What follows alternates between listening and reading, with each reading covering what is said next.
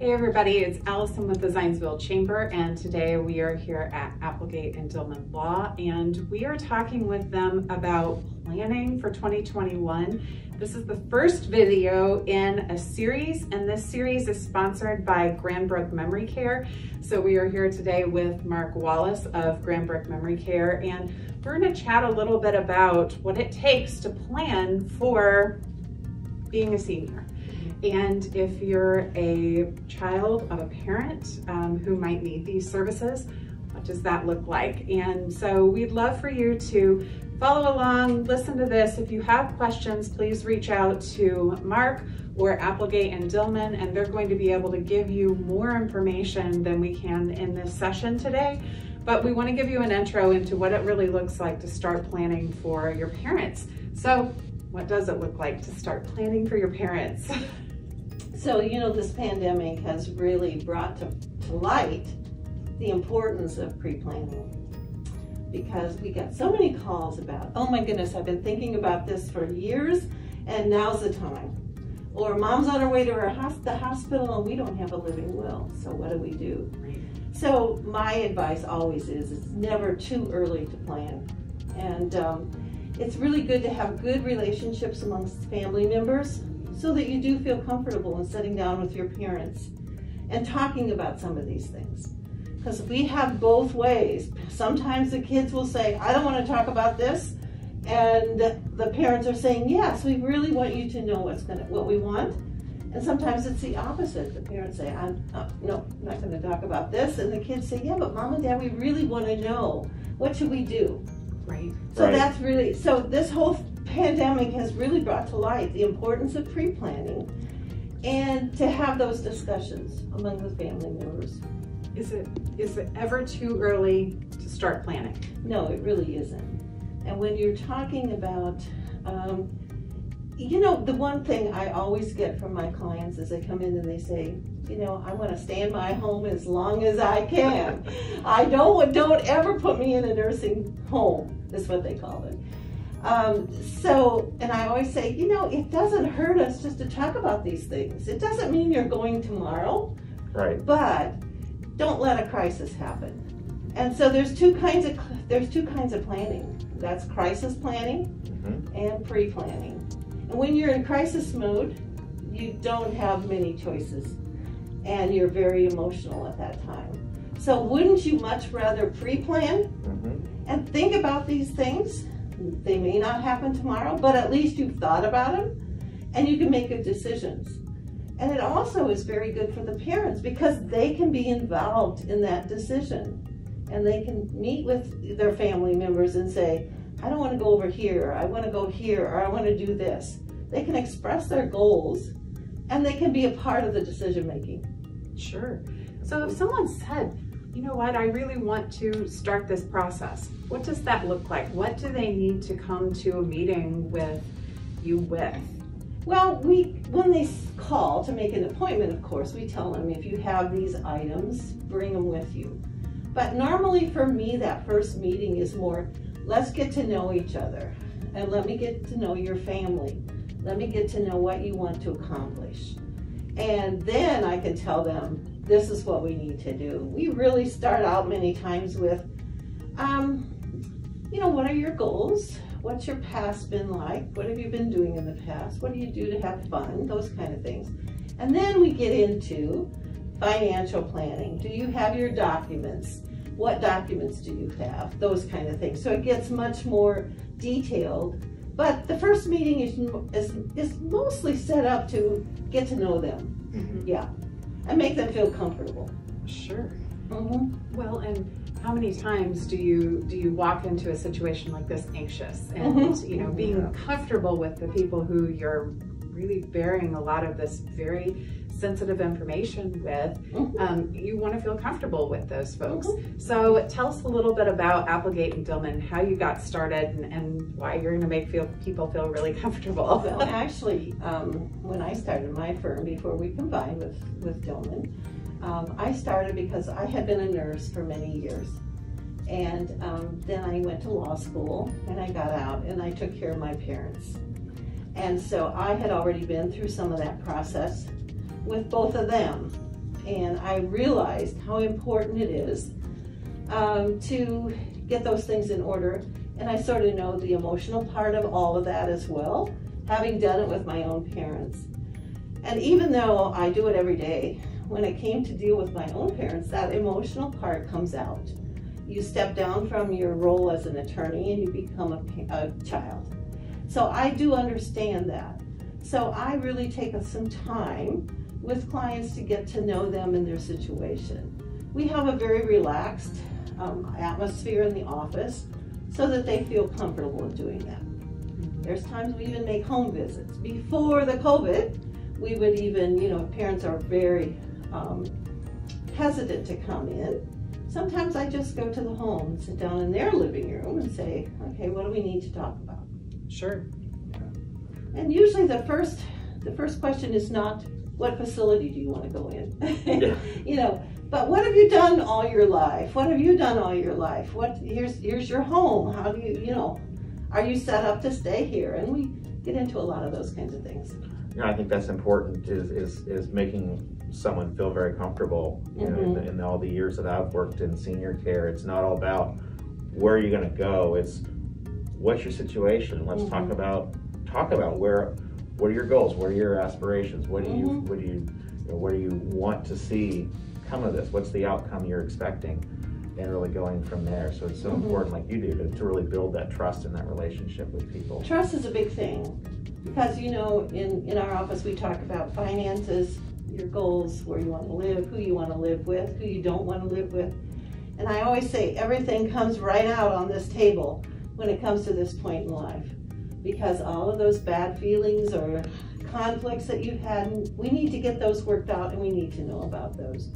So that trust issue between you and the client, between the client and the attorney is so, so important. They have to feel comfortable in sharing that kind of information with you. Oh, right. Because, absolutely. And our parents,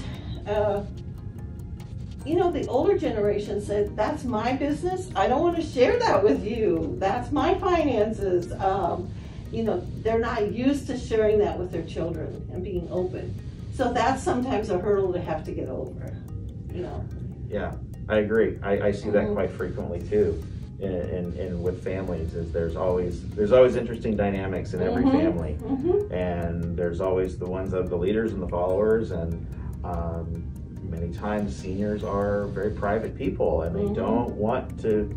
Kids shouldn't know about these things. They shouldn't know my financial situation. And that's why when counseling families, and my own role is helping them have very open and honest conversations and coming to it from a place of concern, not a place of I'm gonna put you somewhere, but I want to be able to respect your wishes and involving them, like you said, early on in the conversation, so they can make those decisions and they can be part of the process. So you're doing it together instead of, like you said, I see families too in two positions: crisis mode and planning mode, and there's no in between.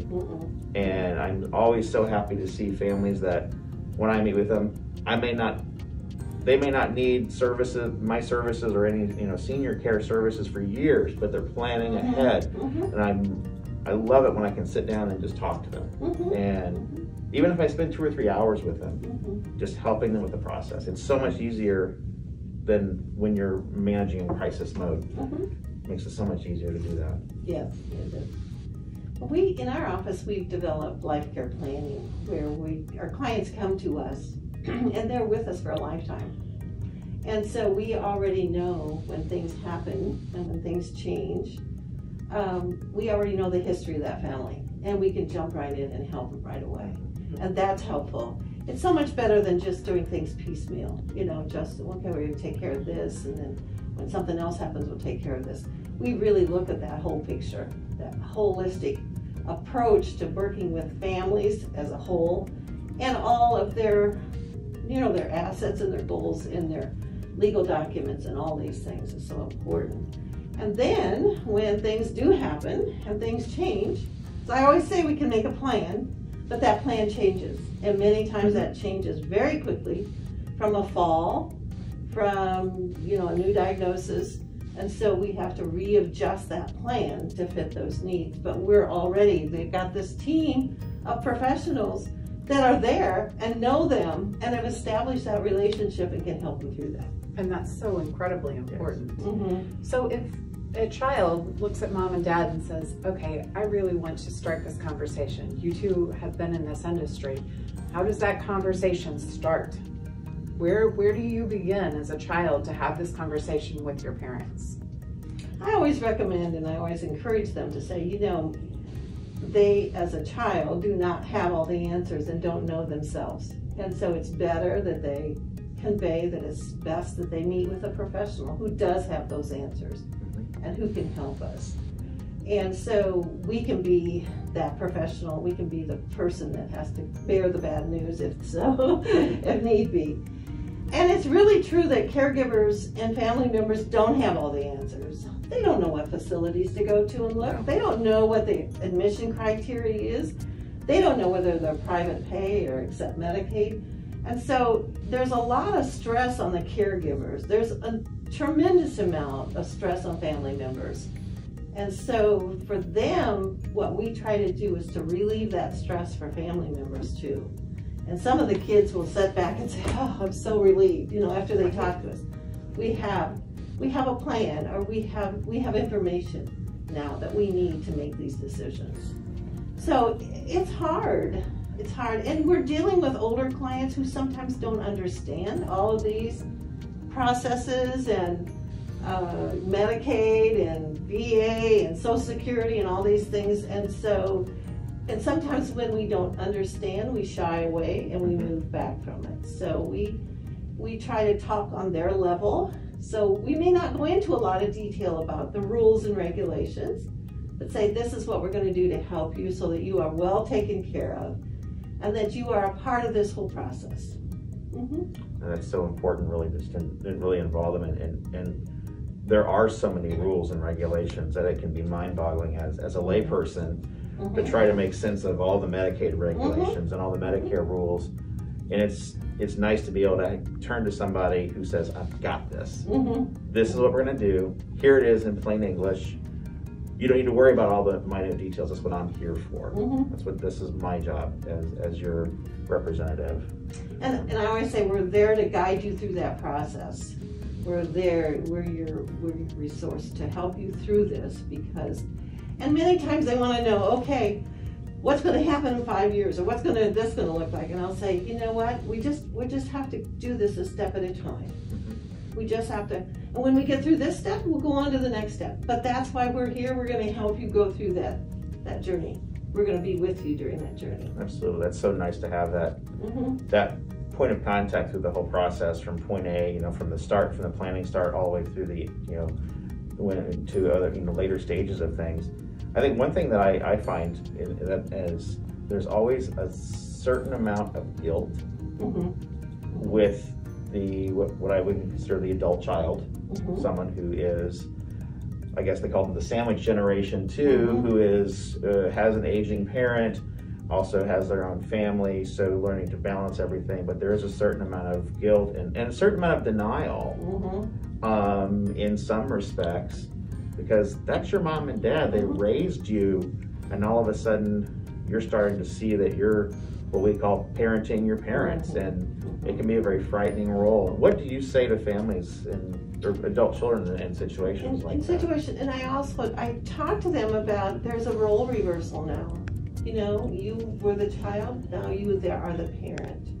And along with that role reversal comes a lot of guilt, because we've been taught that what mom and dad say goes, and that we should respect our parents, but that they are respecting their parents and they're doing the best they can for them and to keep them safe and to make good decisions so that they are going to be well taken care of is so vital, and that they shouldn't feel guilty. And we sometimes even give referrals to resources for caregivers to get that emotional support so that they can make those decisions without feeling so guilty. I mean, we have families that, their parents, you promise me, you got to make me this promise, you'll never put me in a nursing home, And so they're dealing with that echo in their head that says, don't put me in a nursing home. And yet they've got their family to take care, maybe a disabled child themselves, and they're trying to juggle all these balls. It's impossible, and they're stressed. Or that parent needs more help than that can be That they provided really- in a home. And they don't Exactly. have Their the own expertise to take care of them in the home. And what happens when the juggler gets sick? Mm-hmm. Yes. All the balls fall down. And we know that those caregivers sometimes go before the one that they're caring for. So, and we see this a lot with husbands and wives. You know, I got to take care of my wife. I cannot do this. I cannot put her in a facility, you know. So that's a tough one. It is a very tough situation, and there's never a black and white clear-cut answer to it, because each family is so unique, but there's an underlying theme that's very similar. It's that guilt of and that sometimes that denial.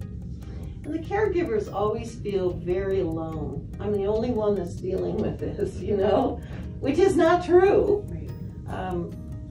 You very seldom talk to someone who is not touched by taking care of their parents or a family member or someone who's ill. And so they need to know that they have others around them that can support them. So we also try really hard in our office to do just that and support our families emotionally. And during this pandemic, we've been offering some classes online that we're having one in January about journaling and writing, and we had a soup making class so that our clients could get together and make soup, because potato soup is very comforting, you know. That sounds great. I'll do that. It's just a matter of having several people on the Zoom and feeling like they were not alone. I did a class on painting. We painted some Christmas ornaments. And so they need that, and family members need that emotional support and that breakaway from trying to make these decisions and taking care of their parents every single day. And knowing that there's common ground. There is. And, you know, I'm in my mid-40s, and I had parents who I went through this same journey with. And I think there's younger and younger groups of people who are working in that sandwich situation where they do have their own children or their own family, but they have aging parents. And I think as we see more and more individuals having children at an older age, we see more younger professionals now taking care of parents as well as juggling a career. And that's a very tough situation to be in, because it's hard to know, there's only so many hours in the day. It's hard to know where to spend them. And if you have a resource and you've already started that conversation with your parents, so if there is a crisis, if there is something that needs to be changed in their lifestyle, that's a conversation that's already been held, and you have a plan in place. Because just like everyone has a budget, right? People have a budget, they work within a budget, people plan their year out. This is part of that planning that I think more people need to get comfortable with the conversation, even though it's a little tricky. Absolutely. I think, and one of the takeaways I see frequently when I work with families is the adult child will always say, "This has been so eye-opening. I need to start now and planning ahead for my own, for when my kids have to make this decision." What would you say? And I always say, make sure your legal and financial house is in order. Right. As someone who is, say, in their 40s, in their 50s, many times when you're that age, we don't think about death. We don't think about getting old. We don't think we're ever going to be old. And until they deal with their own parents, and so many of them say, "Oh, I'm going to start now." And like I said, there's a lot of, we don't realize how much money we're going to have to save to help pay for our care. We do not realize that the care costs are going higher and higher every single day. And there's less and less caregivers in this world. And so to be able to just sit down and talk about those, and at minimum, everyone should have a power of attorney and a last will and testament and a healthcare representative. Because again, we have seen COVID. COVID has not just hit the population of 80 and above. We've had young people who have died as well. So get those vital, legal documents in place. Because if something should happen to you, what's going to happen to your kids? How are they going to pay for college? All these questions need to be thought through at an earlier time. And then we can plan and look down the road and see what things might be, obstacles we might be facing. Absolutely. That's why that's what I was going to say. What are those, as someone in my age group or our age group, you know, what are the basic documents we all need to have in place? You all need to have a power of attorney. Who's going to make those decisions financially for you if you are not able to make those for yourself? The second one is your healthcare representative. Who's going to make your healthcare decisions? You have COVID, you go in, do you want a ventilator? Do you not want a ventilator? Do you want a ventilator for just a short period of time?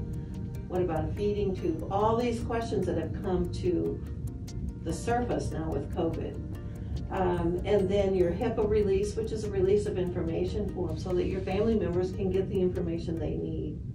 But our healthcare workers and our doctors and hospitals need to know who's going to make these decisions for you if you can't do it when you're in a coma. Well, and what if you are a 40-something and you're taking care of a parent currently, like I am? Does that healthcare representative who's representing me also represent, if I'm unable to make those decisions, my parent? Yes. So all those questions need to be talked about and discussed, and so that you know who's gonna make these decisions. I literally have had clients call on a Saturday night and say, I am on the way to the hospital and I need to make these decisions, or do I have the authority to make these decisions for Mom? And so important to have those in place. Have that clarity. Have that clarity so we know who's going to make those decisions and who should the doctor talk to, you know, those kind of things. So the last will and testament is also very important, because in that last will and testament you may have to designate who you want as guardian for your children and to make those decisions. So again, these, you know, I always wonder why people hesitate to get these documents, but it's because we don't want to face these issues. We don't want to be realistic and say, I could die. We never want to face our own mortality until it's really thrown in front of our faces, and then that's what really happens when we're dealing with an aging parent. Yes. And so I have all my documents. I have had mine for years because I've seen it firsthand. What happens when you don't have it? And I know it's something in our age group, you know, in the 40s. We don't want to think about it, like you said. We don't want to think about it. But I think it's an investment, a small investment of time to guarantee something in the future. And it's a very simple process. It doesn't take a lot of time. And you should remember too that it can be changed. Right. So because you make those documents today, doesn't mean they're going to stay in place for the rest of your life. You can make changes, and life circumstances change. And so you're always going to want to re-look at those and make sure they're going to do what you need to have them do. I mean, just with our living will, because of COVID, in respirators, and we've put different clauses in our living will because we've had to, you know, a respirator was always looked at as a life-saving procedure. Now it's not, it's more of a treatment. So, you know, what do you do with those kinds of things? So these documents need to be updated, they need to be reviewed. You need to look at them constantly. That's what I was going to ask. If you already have those documents, how often should someone be updating them? I tell them it's not like a driver's license that expires in 2 years or 3 years or 4 years. But anytime there's a major life event that happens, a divorce, a death of a child, always look at your documents. And I recommend every 2 to 3 years, just get them out, look at them, make sure that's what you wanted. And sit down with an attorney to review those. I have a lot of clients who come in and say, and I tell them what their documents say, and they said, oh, I didn't know that said that. I want that changed, you know. So just a review is so good. Well, and keeping them handy. So if someone has to find them on your behalf, or if you have to find them whenever you're stressed, you're trying to make decisions in the moment, if there's something going on with a parent, having those decision-making documents where you can find them pretty easily as a PDF, whatever it might be, that's something that also I think a lot of folks don't think about, because I know I've been through that situation where I'm going, I don't remember where I put them, did I take a photo of them? Right. That's something where even having someone who's advocating on your behalf as a law firm, you can reach out to and say, okay, I can't find these. Where are they? You can be assured we have a copy. Exactly, and I think it's nice that with technology, I'm seeing a lot of adult children now when they carry the PDF of all those documents for their loved ones Yes. on their phone. On their phone. So they can immediately pull it up, they can email it, they can fax it. Because you need it that Right, fast. right that Yes. fast. So. Yeah, it's we've had all kinds of situations, you know. I had a client who was just so distressed because he couldn't find his trust, you know, his original trust document. And he looked and his wife had some dementia issues coming forward, and they just put it away, and he called me and found it, and I mean, he was like, oh, you know, I said, get that in here and get it, you know, scanned into our Yes. system so we have it, so you don't have to worry. But yes, those are very important, good questions because, you know, so realistic. Yeah, I think it's just always important. Like you said, the theme is planning, and this is the beginning of the new year. There's a lot going on in the world. Let's plan ahead so we don't face these crises alone, and we have an advocate in our corner. Oh yes, That's what I think is so important.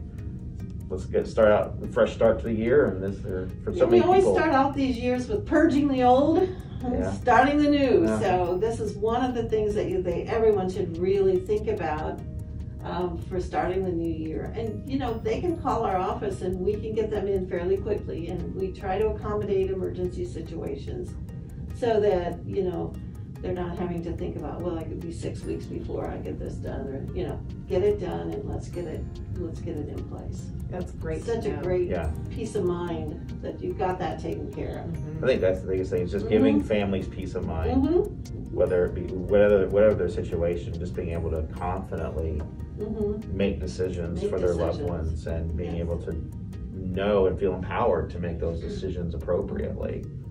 And know what mom and dad wanted. Mm-hmm. Because once you've had that uncomfortable conversation, you at least know. Mm-hmm. Yes. And whatever it is, you aren't just making a decision based on your information. You're making a decision for them based on what you know that they want, and that's really important. So. It really is, and I think when you said when you're making a decision for them, I think a lot of times families, adult children will think, I'm doing this to my mom, or I'm doing this to my dad. And when I meet with them, and when I'm counseling with them, I say, you're not doing this to them, you're doing this for them. Mm-hmm. And that can change their mindset. Mm-hmm. It's not a to, it's a for.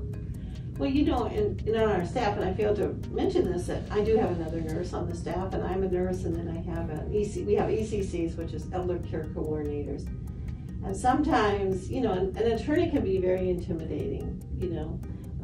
They're afraid of attorneys.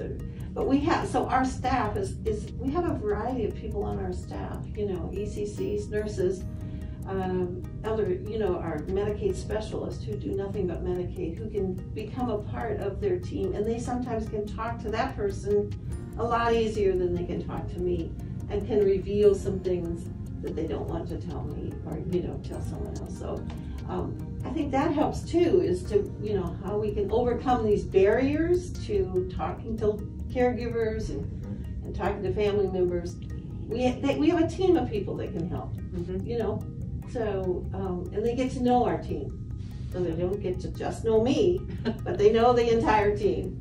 So if they have an issue, we're going to take care of it, or we're going to find the answer for them. That's great. Well, is there anything else that either of you would like to add as we wrap up here, to plan for, to think about, just to make sure that people are aware of, or one more tidbit of information that folks might not know on their own? I said my biggest advice is don't be afraid to reach out to an attorney like Carol, or even a representative in a different community. We're all here to help, because we understand that this is a tremendous process you're going through, and we're all just here to support, empower, and educate. Yeah, and I think that's important for everyone to know, that there are professionals and people out here that are here to help you. And we work very closely with facilities and other nurses and nursing care managers and hospitals. And so we want to do what's best for that client. Not what we think should happen, but what's really in their best interest. And so there's this whole team of people out here. Don't be afraid to reach out. Yeah. Don't be afraid to call somebody, because if they don't know, they're going to find somebody that does know. Exactly. And we can work, and this is not an easy process. I've said that before. It's very difficult, and it's a big emotional problem as well. So the biggest step is picking up the phone that first time, and after making that appointment. And then once you do that, it gets so much easier from then, because you've got this whole team of professionals in multiple different disciplines who are here to support and to help. It becomes very eye-opening. Carol, Mark, thank you for joining us today. Thank you for this conversation. Hopefully it will make a difference in the lives of people who are looking into this. We appreciate you joining us today. If you have any questions about this, please reach out to Applegate and Dillman. Please reach out to Grandbrook Memory Care. We would be happy to help you with the chamber find these resources, and we look forward to you tuning in for the next episode of Senior Living next month.